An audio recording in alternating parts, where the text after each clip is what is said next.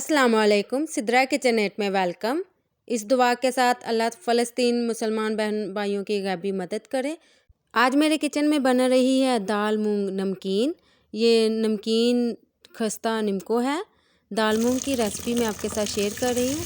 आधा किलो दाल मूंग को मैंने पानी में भिगो दिया था और साथ में 1 चम्मच बेकिंग सोडा डाल दिया था। इसको मैंने ओवरनाइट भिगो दिया था, या आप इसको 3 से 4 घंटे भी भिगो सकते हैं। और फिर मैंने इसको अच्छे से धो के इसको खुश्क कर लिया था। इसका जितना भी एक्सेस पानी था वो मैंने निकाल दिया था। यहाँ पे मैंने ऑयल को अच्छे से गर्म किया, उसमें मैंने ये दाल मूंग डाली। एक मैं ये तरीका आपके साथ शेयर कर रही हूँ, एक और तरीका है वो भी आपके साथ शेयर करती हूँ।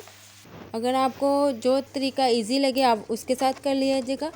यहाँ पे जब दाल हमारी पकने का तरीका ये है, जब हमारी दाल पक जाएगी तो वो ऊपर आ जाएगी। और ये दूसरा तरीका था जो मैंने सीव में डाल के रख दी थी दाल को ऑयल में।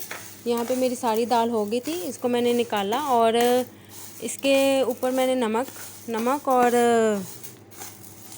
आप चाहें तो चाइनीज़ साल्ट भी डाल सकते हैं, लेकिन मैंने सिर्फ नमक ही डाला था और इसको अच्छे से मिक्स कर लिया था। गरम गरम ही आप दाल के ऊपर ये नमक डालिएगा। दाल मूंग नमकीन बहुत ही खस्ता बनी थी और ये बहुत ही सस्ती बनी थी। आप मार्केट से महंगी दाल मूंग ख़रीदने की बजाय आप खुद बनाएं और साफ़ सुथरी हाथों से बनाएं और खाएं, एंजॉय करें। यहाँ पे आप इसकी साउंड सुन सकते हैं, मैंने इसको टेस्ट किया था। ये बहुत खस्ता और मज़ेदार बनी थी।